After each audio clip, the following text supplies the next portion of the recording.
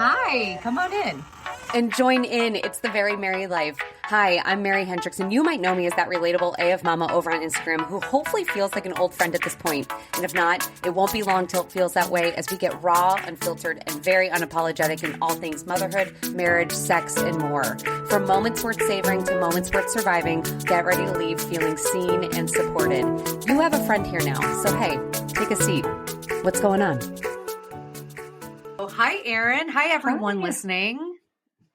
All right. So as you saw today's title of the episode, I have Erin with me. Pronounce your last name because I'm going to say it wrong.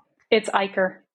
Eicher. Okay. So I have Erin Eicher with me, and Erin and I have been connected for a little bit on Instagram for a while. Like, I don't want to say a little bit. We've been connected for a while where we've just, been friendly to each other in the DMs. And I know you let me know that you were pregnant. You were like I know when you let me know that you were pregnant, when I was pregnant, and I don't know how far along I was, but I remember you messaged me something about wine. And I know you had said, well, I was taking a break. You were close to the end. And you were wondering about wine. And I'm like, well, yes, I just found out I was pregnant. Like, I think it had been a month or so that I had known. Yeah. Crazy. So, and that's why you're going to love Erin's story today. You're going to love just hearing about Erin, because just following you has been wonderful. And I'm going to give you a second. That way you can introduce yourself and then we can get on into it. All right. Well, thank you so much for asking me to do this. This is so fun. Yeah, I think that we met actually doing a mama train. I don't know if those even are still happening, but people try to get followers doing these mama trains, share my post, and I don't know. I tried it 3 years ago or something like that, and I think that's how we connected originally. And then I started following you, and we've, like you said, connected through DMs and stuff like that. But yeah, so I'm a 47-year-old mom that has a 7-month-old. There's a whole, we're going to unpack that whole story. But yeah, it's been an interesting ride. The whole journey for me to motherhood it's been interesting. It has had lots of highs and lots of really low lows. So yeah, I'm excited to talk about it. I hope that my story brings some encouragement and just love to those that are watching it. And that it lifts you up. I know it will. Hence the reason why I brought you on. So let's start from the beginning. Okay. Let's start from the way beginning of at what age did you try starting to build a family? Well, we got married and I was 20 years old. And I think that I was 23 or 24 when we were okay, I think we'd like to, try to start a family. But the funny thing is we'd never used birth control. So even though we were okay, now we're officially ready, we had never used birth control. And I just thought, once I'm ready, I'll just have this miracle and it will happen because I'll be God, okay, we're ready. Well, it didn't. And so then it was okay, now what? It's not happening. So my mother-in-law was a part of a company that sells supplements and stuff. So she's recommending all these different supplements for me to take. And I'm trying to check diet, I'm trying to research and all of these things. And then finally I was okay, it's not, I don't even know. That was probably 2.5 years in. It's probably closer to 3 years. And then finally we're okay, let's go seek out medical treatment and, go to a fertility doctor. And so that's what we did. And we didn't have very much money. And if you've ever, done fertility treatments, they're very expensive. Even though they always start you off on a pill form, something super easy, we're just going to give you this pill and hopefully it'll make you ovulate and all of this.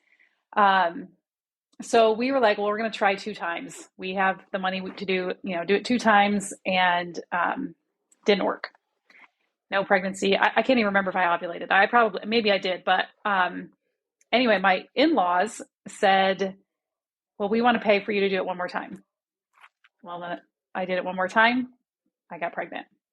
So we started when I was, what did I say? 24. And then I had him when I was 27. But I always feel it was a longer time than that because I said, we never used, and even though we weren't hoping to have kids, it just never happened. So we went almost 6 years of, no babies coming, no random babies. Yeah. Yeah. So yeah. which so many people don't expect. And I mean, for us, we thankfully didn't find a struggle in that. But I will say, like, you didn't expect it. Like, I know for us, it took us, a couple of months, which is nothing in a circumstance like that. But I know, like, as someone who tried to get pregnant for the first time, I remember being like, shouldn't this happen on the first try? It was like, what the heck? It was kind of like when you just thought, like, the moment you were ready for it, it just would automatically happen. Because I don't know about you, but I feel like pregnancy was one of those things that it was like, if you it's very easy to happen. If you just look at each other wrong, it's gonna happen. You're always warned about pregnancy, so you kind of just tread it, and then all that stuff. But so thank God for your in-laws. I know. And during those, I should mention this too, because during those 3 years, talking about getting pregnant easy, so it wasn't easy for us. But I had so many people, and I know that I'm sure people can relate to this, but I had so many family members and friends getting pregnant, left and right. I had a sister-in-law who got pregnant on her honeymoon. I had, another friend who'd get pregnant, and literally 3 months later, another pregnancy was on, another baby's on their way. And those kinds of things, you're caught then in this place of, I'm so happy for them, but I am so hurting for myself. And it's really a difficult place to be, because you want to be happy for them. You want to show them that you're happy, but you're like, it just reminds me of what I don't have. And I've talked to a lot of women who've gone through this, and they are like, yeah, that's totally how you feel. But then, then it's awkward to be around those people, because then they know you're trying. If it's especially a family member, they know that you're trying, and it hasn't happened for you. And so it can feel lonely because of that aspect. Yeah, well, and I know that's why I always like bringing moms on that share their, infertility struggles like that, because on a flip side, from someone like me, like I have a ton of friends in my circle that are, that do deal with infertility, and it's a good learning lesson for those who don't, because we need to know how to bring everyone into that and keep the conversation open and be able to, I always ask, like, what can I say? Like, what can I say in a situation like that? What would you have wanted to hear, or what did you like hearing when you went through stuff like that? Yeah. What was, the things that were helpful for me were just the people who just wanted to basically sit with me. You know what I'm saying? Like they would allow me to express whatever feelings were there and not try to fix it, not try to say, oh, it's going to happen. They just and I can really only remember like one lady who everybody else had their like, oh, God's got this, it's going to happen. Or like, just drink a glass of wine and you'll relax. And all of these like sayings, or, just these things that I think it's just, people don't know what to say. So to me, saying nothing is better, and just when people would say to me, like, I'm praying for you, or like, I'm really sorry that it's been so hard. That's good enough, and I had family members who would say, are you pregnant yet? I'm like, oh God. Yeah, no, just in general, don't ask anyone about pregnancy. Like, even if you know that they have multiple kids, like I had a guest on that's dealing with secondary infertility. So she already has one. And she's like, that's a hard spot, because they know that we got pregnant naturally the first time. So now the questions are double, because they automatically assume that it's going to be easy. And now we're dealing with something that we didn't expect. Right. And it's just like, the questions just come right on in, which is not easy. So, right. Okay. So you had your first via IVF when you were mid-20s? Well, it wasn't IVF. It was actually Clomid. It was just a pill. Oh, okay. For ovulation. Okay. Right. Okay. So you had your first via Clomid. Yep. Yeah. And you have 4 children, right? I do. Yeah. So we tried again when he was like, I can't remember. So he's 19. He's almost 20 now. So it's so crazy to think about. This was a long time ago. But I think I stopped nursing him around 6 months, because I was like, okay, hopefully like this jump started my cycle. And that's what everybody kept telling me. Oh, it'll probably jump start your cycle and you'll get pregnant, no problem. Again, not really helpful, because we don't know the future. We don't know how it's going to go. But anyway, so we, stopped nursing him. I stopped nursing him, and then hoping to, get pregnant. Well, nothing happened. And then again, I thought, well, let's try Clomid again. It worked, this first time. And so maybe will work again. I think I did like 10 more rounds, and it, nothing worked. And then finally they were like, you're getting to like the toxic levels of, you can't just stay on these meds. Like they have side effects and whatever. So then it was, and I don't even know what it's called, but it's like just the injections. You do injections into your stomach, and it's like hormone injections. So we did that, and I actually had a doctor donate the services for me. Like, and I thought, oh, for sure, like that's going to happen. Like this is like just coming to us miraculously, and it didn't happen. So we were living overseas during like part of this time. And so we came home, I did the injections for like 3 rounds, I think. And then it was time for us to move back. And so then we're just like, let's just give it a rest. We just need time to rest and not be thinking about this. And anyway, it went 11 years. Yeah. So in between that time, so we had our son, and then we decided let's adopt, and we decided to adopt our daughter. And he was 5 years old when the adoption all went through and everything. No, he was 6. That's right. Yeah. So we just thought, we got our 2 kids and we're good. So. Yeah, that's awesome. Okay. So, and you adopted, and then you had to go through that whole process of adoption. Yeah. Which did you adopt overseas because you were overseas at the time, or did you adopt out of the United States? Yeah, overseas. So she was born in China, and we had been living in China actually, and started our paperwork and the process and everything, moved back to the United States. And then everything went through about a year and a half or so after we had moved back. And so took a trip back to get her. And yeah. And then, so, we thought, we were like, okay, we've got our 2 kids. This is great. I don't want to have to be thinking about trying to get pregnant again because it's just too much. Well, then my cycle never was right. And so the doctors wanted to put me on some medication to, help me get a cycle. And I'm just kind of like, if I can avoid any medications, I do. I prefer natural, if I can go natural, I want to do that. So I sought out a guy in our area who he specializes in like herbs and supplements and stuff. And so talked to him and explained to him what was going on, and not really to get pregnant. It was just, I just need to be healthy. I just want to get my body, working right. So he basically put me on this regimen of like doing these supplements, cleansing, all of this stuff. I mean, it took me like, I don't know, the liver cleanse he put me on, it took almost a year to do like all the different steps, partly because of all the meds I had been on for fertility. Like, they say that it's good to cleanse and all that. So anyway, during that process, he was like, do you want another child? And so at this time I was, 36.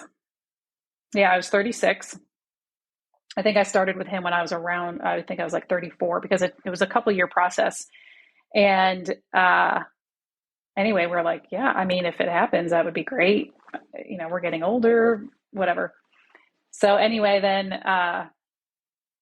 we got to the point where my cycles started actually coming back, and it felt like this could really happen. And I got pregnant, and then I miscarried. Yeah, which that was devastating, to go all those years. It was 10 years at that point, and then to finally be pregnant and then lose the baby. And that was that your first miscarriage? Mm-hmm. Yep. Oh God. Yep. So then we went back to the drawing board, and, back to like the different, whatever herbs he would, have me on, and we would adjust them and different things. And then a year and a half later, I got pregnant again. And wow. And then our little Ezekiel was born. So, okay. And that was natural. That was just a natural pregnancy. Right. So, I mean, I always consider it like we still were having help, in the sense of like, I was really much, monitoring everything. We were doing these herbs that are supposed to help, your ovaries and this and that. And we would adjust them. If I didn't have a cycle that was right, he'd say, okay, well, we're going to adjust what you're taking. But yes, I was doing, it happened naturally in that sense of like, I wasn't taking any medication. Yeah. Gotcha. Yeah. Gotcha. So great pregnancy. Crazy. Had him. I had him at 38. Okay. All right. Yeah. And now, well, let's go into number 4. The cutest little bugger ever, Maverick. Oh my gosh. He is just Adorable. So number 4, Yeah. recent. Crazy. So so because we had never used birth control all these years, the years between my first one being born and then the third one, it was 11 years. Never used birth control, never got pregnant on my own, all of that. So why would I go back? Why would I start using birth control? Yeah. And I remember after he was born thinking, well, if we had another one right away, that wouldn't be too bad. Like I'm 38, my husband's 39. Well, just, if we had a baby at 40, that's fine, Well, then nothing happened. And I didn't stop all of the herbs I was on, but I stopped a lot of them. And I was having a cycle, but it was still went back to kind of being pretty irregular and everything. So, I'm getting older. It's like, we're not trying to get don't know pregnant. where things are going. Right. Yeah. And it's funny because my son Ezekiel asks, if we're going to have another baby, and I'm like, no, people our age usually don't have kids. And anyway, I think that was only months before I found out I was pregnant, but so long and behold, I'm 46 years old, and it was the beginning of 2022. It was January that I found out. It was crazy. My husband and I went out on a date.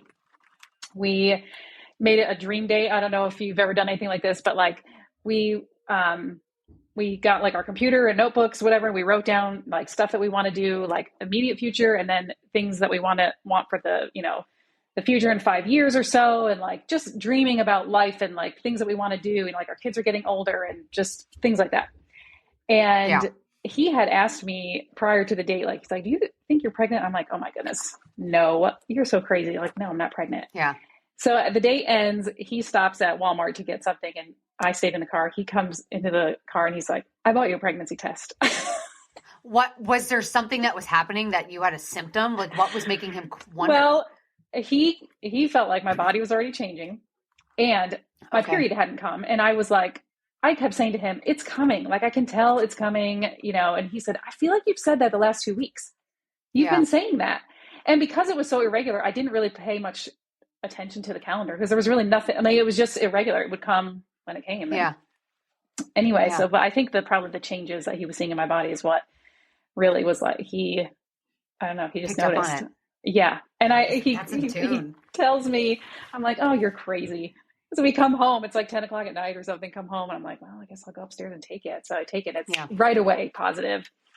And he's downstairs talking to our then 18-year-old. And I'm like, first of all, I'm 46. What? No. This is crazy. I'm just like pacing the floor up in our bedroom and come downstairs. I'm like, do I just announce it? What do I do? And anyway, I whispered it into his ear and we just both started laughing. Oh my God. We're 46 and he was 47. We're going to have a baby. That's awesome. I love that though. I just think I think it's great. And then obviously going into Maverick, and this is the part that people don't know about Maverick is going through. And if you want to share about him. And it just keeps going. The story just keeps unfolding. So and that's why it's amazing. So, pregnancy was going great. Thankfully I have really great pregnancies. It's hard for me to get pregnant, but then once I am, I feel great. But about 20 weeks along, and they saw a soft marker for Down syndrome. And it was one of those things where they were like, a lot of times babies have this. It was his kidneys looked enlarged. And they said a lot of times this is common for boys. And it's not an uncommon thing for babies to have that going on. But it is also a soft marker for Down syndrome. So if you want to get the test, you can get the test. It's up to you. So I was like, yes, I want the test. My husband didn't want it. It's just a blood test. And the blood test will show, it gives you like a percentage of if you're high risk or not. Is that the what is it? The NIPT test or whatever? Yes. Which can also tell you gender. You can get that test like goodness, you can get it at like 10 weeks. And it would tell you at, that early gender and if you're high risk for Down syndrome and other genetic things. But anyway, it came back 95% out of 100 chance that he would have Down syndrome. So, that was shocking. That was absolutely shocking. I felt like I was already having to deal with like, okay, I'm 46 years old and I'm having a baby. That was shocking. And I struggled with, we wanted kids in our 20s and 30s. Why is this happening now? Not that I didn't totally revel in the fact that, oh, I get to be pregnant again. But it was I had to wrestle with that at the beginning of the pregnancy. And so anyway, things were going well. And then we hear this, and now it's like, okay, now here's another thing to have to wrestle with and have to, just wrap my mind around. Yeah. Yeah. Because I know you're a faith-filled person and things like that. And I know if you follow Erin, you're going to see that. And I love the way you approach that, because you just do it very, very softly in a very inspirational way. And it's great. But I know that's the one thing you've always just brought up. It's a challenge that's kind of been put in front of you, and you're kind of, we always kind of wonder, like, what the heck? Like, what is this? Like, what's this plan in action right now? Cause I'm a little lost on it. Yeah. Yep. Yeah. That was definitely the question I was asking, is just, again, my age, and then to have a child that's, considered disability. And obviously you don't know, we still don't know how will it be when he gets older? Will he be able to be on his own, or will he need care? And so that's like the big question, and the big fear, and the big thing that I can't dwell on it, because it could just make me crazy. And so there was a lot to just wrestle through, a lot of emotion. There's some anger towards God, and just feeling confused, and how am I going to care for a child that's considered disabled? And I just didn't know. And I didn't know about Down syndrome, really. I didn't know enough about what does this mean. Yeah. And thankfully he's been so healthy. We've had a couple of little things since he's been born, but overall he's just been a baby. Well, and I know when, before you had him, so did they offer to do like amniocentesis and things like that? Did they offer to do anything to confirm it? And did you do any of that? Or did you just kind of say like, no, let's just wait and see?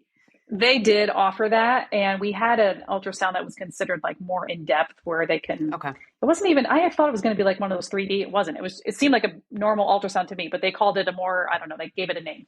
But they looked at all of the parts. They were measuring everything and looking at everything to try to confirm through that. And they said they saw some stuff that could go either way, but because of that blood test being so high, they're like, it's a very good chance. Yeah. And then they said, yes, you could do the amniocentesis. But with that, there are some risks to baby and mom. And my husband, I was too emotional. I told my husband, because they were like, we can do it right now. We had done the ultrasound, and the doctor said, we can do it right now, and you can have the results in a week. And I told my husband, I said, I'm too emotional. I cannot make this decision right now. Yeah. And he did not feel good about it. He said, I just feel like, there are risks to you and the baby. And if something would happen, we would have to live with that. And we weren't willing to do that. So for us, and I've talked to a lot of other moms who did have the test, and it was fine. And, they found out, they felt like they needed to find out, but so then I'm kind of like tortured the rest of my pregnancy of like, is it going to be, and is it not going to be, and so. Yeah. Well, and then when he was born, and now my question, so I know I saw videos of you delivering in water. So did you have a home birth, or did you deliver at a hospital? It was at a hospital. I was going to birth at a birthing center, but because of the Down syndrome diagnosis, they wouldn't let us do that because of the chance of him needing some extra care. So I did go to a hospital that does allow water births. So I still had my midwife, and still was able to, give birth in water, which was great. I highly recommend that if you are given the option. Yeah. So I was really grateful for that I was still able to, birth him the way that I had been hoping for.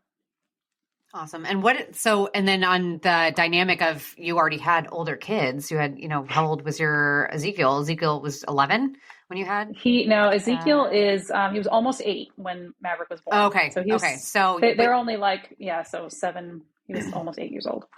Okay. But when your other children and stuff like that, you have, a 19-year-old and you have a 7-month-old, what was the reactions of your older kids? We'll be back after a quick break. Eye-Opening Moments podcasts are real-life stories of adversity, encounters, and perspectives. They are moments that can lift your spirits, give you some food for thought, or move you.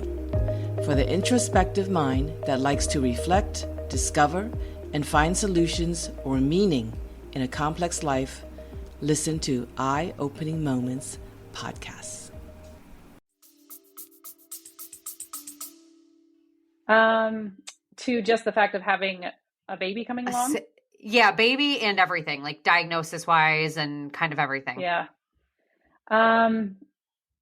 It was kind of like a mix of reactions. So my oldest, because he's older, like he understood like our story and everything. And so he was like, "Oh my goodness, I'm so happy for you guys." And he gave us hugs. And then my daughter had kind of a mixed reaction. She had some tears and I don't know, I think she was a little bit confusing to her. Like, what does this mean? You know, to have a baby coming. And so we had to just walk her through that. But way before the baby came, she was, on board and excited. Yeah. And then Ezekiel, so he's he was 7. He was like, okay, I'm not going to be the youngest anymore. That's good. Yeah. Awesome. He liked that idea. Yeah. And then when you found out about, go ahead. Sorry about the diagnosis. I don't think really anyone understood except for our oldest. Okay. And I didn't know how much to say. I just said that there's a chance that he could have Down syndrome, which would mean that he would, be a little bit different than, other babies. And I just kind of left it at that. And then now since he's been born, we've talked more about what the future could look like for Maverick. And I think for my daughter, it's starting to sink in for her to see, because I've showed her some videos of, people with Down syndrome, and she's like, "Oh, okay. So, could he look like that?" And and so, but it's been really good though, too, because it's opened up conversation to just talk about how all people have value, whether they have something that's called a disability or not. People have value because they're human beings and they have value. And so I can see it in her that it's starting to sink in that, it could look a little different for him as he's growing up and everything. Yeah. So, yeah. And I mean, I call that a blessing in as a parent, just see that, to be able to give that perspective to your kids. Cause that can be a really hard perspective unless you are literally walking in it. And it's one thing to see another family go through it, but until you're in those shoes of being like, this is my brother. Like, this is someone that's they love. It's an eye opener. And of course they have value. It's like, he's going to end up being like he looks like the happiest little baby right now, but he's going to be, he's such a joy. But with going back to like pregnancy and things like that. So I loved your story. I remember when you told me that, I was like, that's just amazing. And I remember telling my mom, actually, because I was like, I think you told me, and I was just heading over to my mom. So I was telling her, and both my mom and my dad, they both came from, my grandparents were both in their mid 40s when they had my parents. And back then, I know that was my mom said, I think she kind of hid the pregnancy with my mom because she was embarrassed about it, just because it was like, you just didn't do it. Did you find anything? Did you find anyone making comments about it because of your age and being pregnant, or did you ever find any of that stuff? Not anyone in my life personally. The comments came from, strangers on Instagram. Yeah.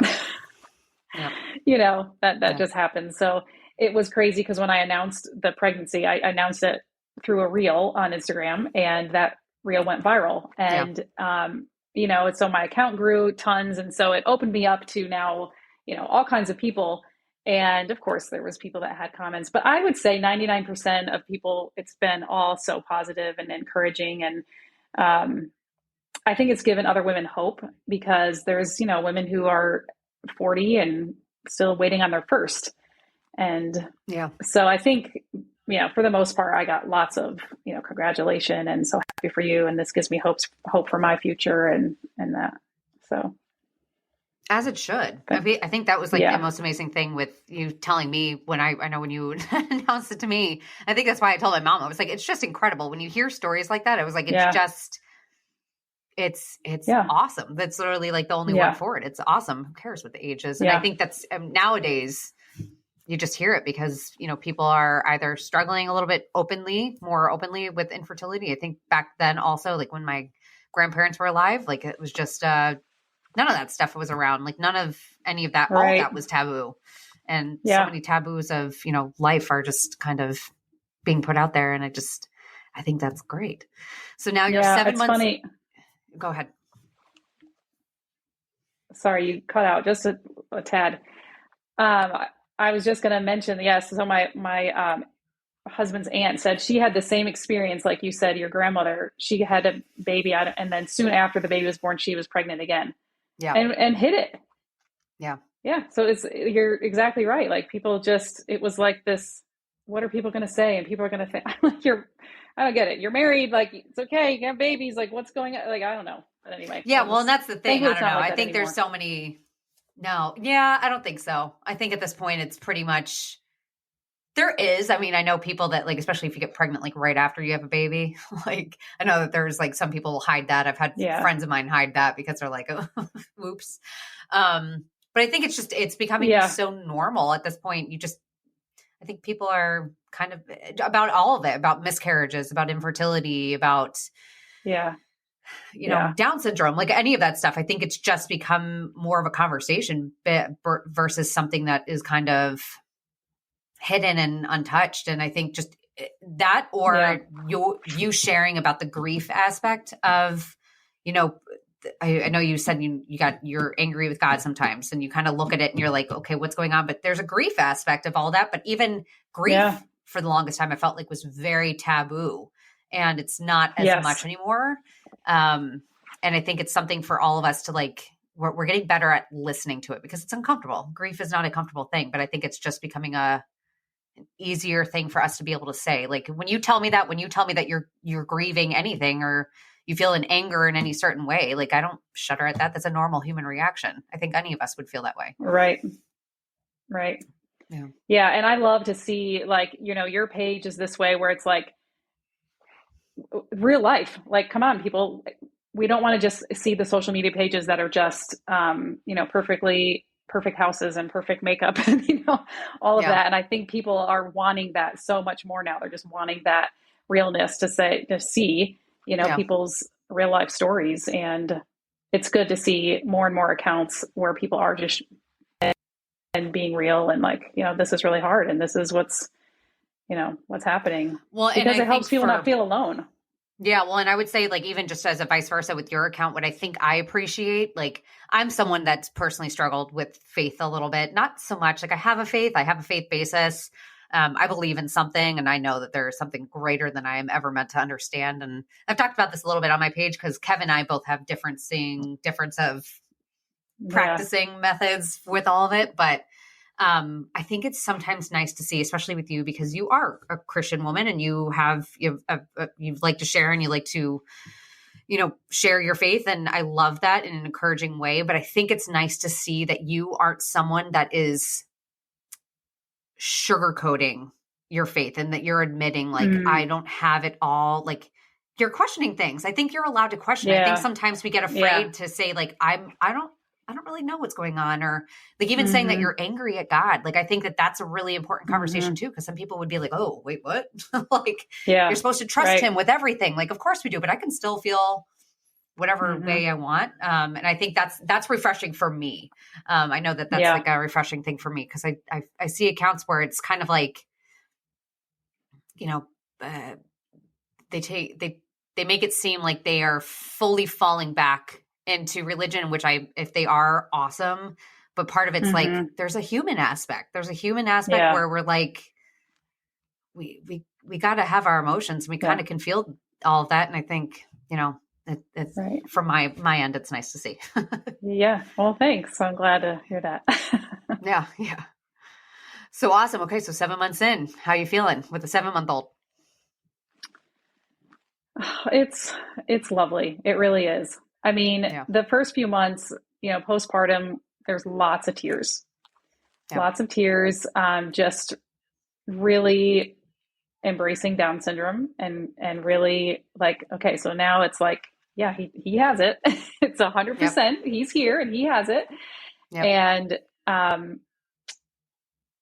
yeah, it took me a good few months to feel like I can like come back to life again. Yeah. So, yeah, when he was first born, people tried to give me some books and different things on Down syndrome, and I just couldn't look at any of them. Yeah. I didn't want to look at any of them. I just couldn't yet.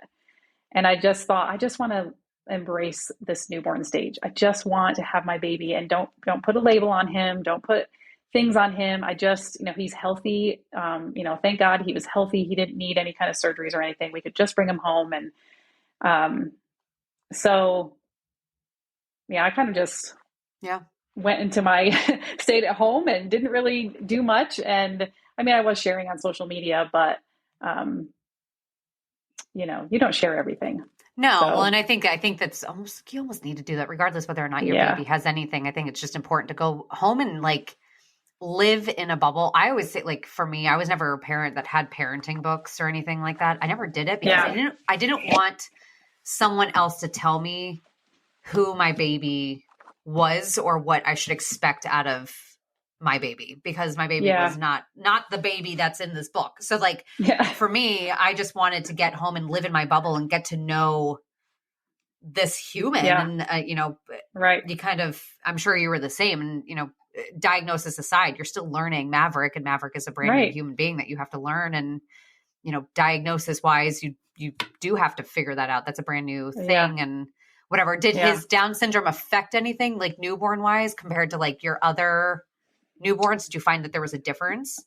Thankfully, no. I mean, they warned us about all kinds of things. Like they said that he could possibly not be able to nurse because children with Down syndrome have low muscle tone. And so, you don't think about it, but like, obviously there's muscles in your face to be able to nurse, so they can have like a jaw that kind of hangs open. So then it's difficult for them to latch on. Gotcha. So they kind of had me a little bit worried about some of that. And I had a lactation consultant, working with me, and I'm like, forget all of this stuff. Like, I'm just going to try to do what I did with my other kids. Yeah. And he did it. He latched on and he nursed, and thankfully, so he's had really no problems as far as like comparing him to my other kids. Like it didn't seem any different. Feels very similar. Yeah. Good. Yeah. Good. Is he finally sleeping? So, are you getting sleep? Yeah. He, when did he start? I don't remember when he started sleeping through the night, but at 5 months, he started having infantile spasms, which can be it's still a low percentage of children who have these, but I knew what to look for because I'm a part of a Down syndrome moms page. Gotcha. And so that sent him into, they had to put him on meds, and that sent him into this whole being on steroids and waking up in the night. It was like we had a newborn again. Yeah. So he's been off of those now about 3.5 weeks. So he's thankfully back to sleeping through the night and, on a more normal schedule and everything. So good. Yeah.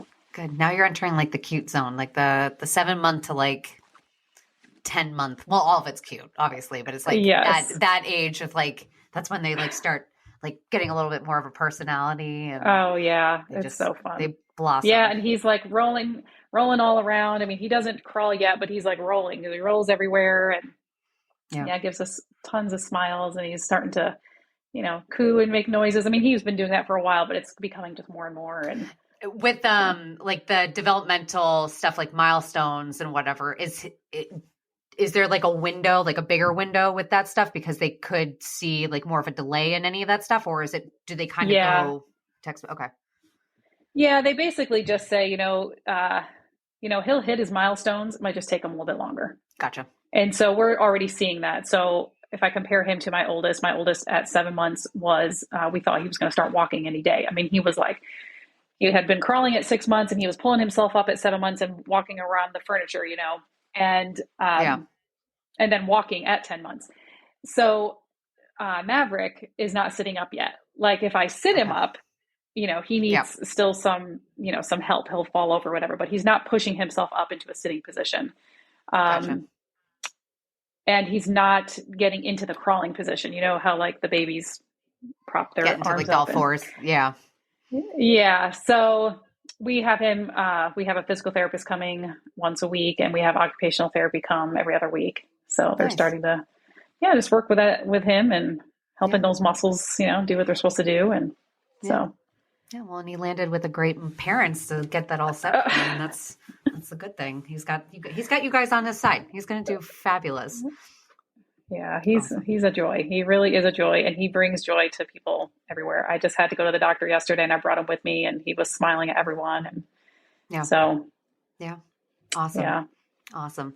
Well, I mean, I love following Erin. For everyone listening, I love following Erin. I love following just your story. And I know I think there's probably moments that you're confused. You're probably confused on it, like as to the storyline and how this is all going out. But I think from someone watching it, being me, and I'm sure everyone that, follows you can relate, is there's a purpose. Like, obviously there's a purpose. I follow people like you, and you can see there's I always like to picture like our lives, our stories, if you think about it. But I always like kind of think about like is if I was reading your book type of thing. Yeah. I could see it. You're here to set an example for so many people, and you are, you're here to be able to, you can touch on so many aspects of the motherhood story that I think so many people probably feel really alone in. With the, the ultimate everything is hope. I think that's the number one thing I get from your page, which I love. So if you're ever struggling and thinking about like, what's this whole thing about, just know that there are others out there watching who can tell what it's about. It's a pretty impactful story that you are in charge of telling. Yeah. Well, I'm glad that you get that from my page, because that is the thing that I, hope that people do get, is that hope for the future and hope that things will work out. And, sometimes not everything does work out how we want it. Yeah. But I think there still is hope in good days ahead and blessings. And so. Yeah. Agreed. Yeah. Well, awesome. Awesome. So with Erin, I will link everything so you guys can follow her. If you head to the show notes, you can check her out. You can see her account and get as much encouragement. And I'm sure if you ever had a similar situation, Erin is amazing, and she could probably answer any of your questions and things like that. But if you're in a tough spot, like, if any of this, it relates, just know that there's someone out there that's living a similar story, and we're just doing day by day. Yeah. That's all it is. Yeah. And I want to say too, like, for anyone listening, that if they are going through anything that's like similar to my story, and you just feel like you need somebody to, bounce things off of, or just somebody that can relate, like, please send me a DM. I'm always happy to, be there for people, because it helps, when you have somebody who can understands the emotions and all the things that are behind it.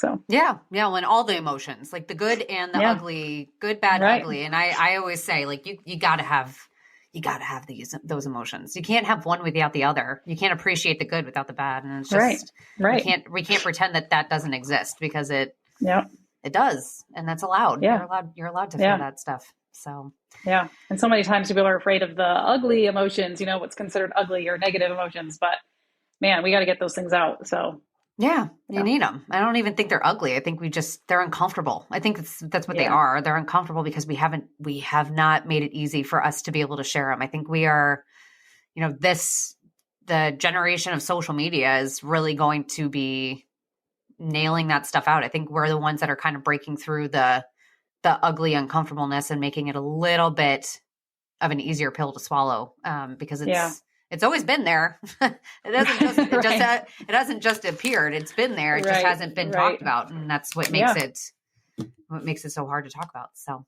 awesome. Yeah. Well, I appreciate you coming on and talking and sharing about your life and everything. Cause I adore you. I adore your account. And I just think so many people will. So. Well, thank you so much for having me. This has been really fun. And of course, I love following you too. So thank you. I feel like we've formed a friendship through the screen, but it's lovely. Oh, we totally have. That's the best part about social media. I think that's like I get on there and, people will thank me for whatever I've posted. I'm like, no, thank you guys. Cause I'm like, you guys give me just as much life. Like, it's just the connections I've made through social media is just, unmatched. And it's great. Social media, as you know, has its downsides and nastiness and darkness, but it has good. And that relates back to what we were just saying, good and bad. Yeah. They both exist. For sure. They both exist. So awesome. Well, thank you, Erin. Another episode down and way more to go. But thank you so much for listening. If you enjoyed this episode and you would like to help support this podcast, I would love for you to subscribe. I'd love for you to share it with others and post about it on your own social media or leave a rating and review. I cannot tell you how helpful and how appreciated those things are for me. Of course, to catch all the latest from me, you can follow me over on Instagram at The Very Merry Life, over on TikTok, The Very Merry Life. And even if you wanted to check out my monthly newsletter, you can do so by subscribing over at theverymerrylife.com.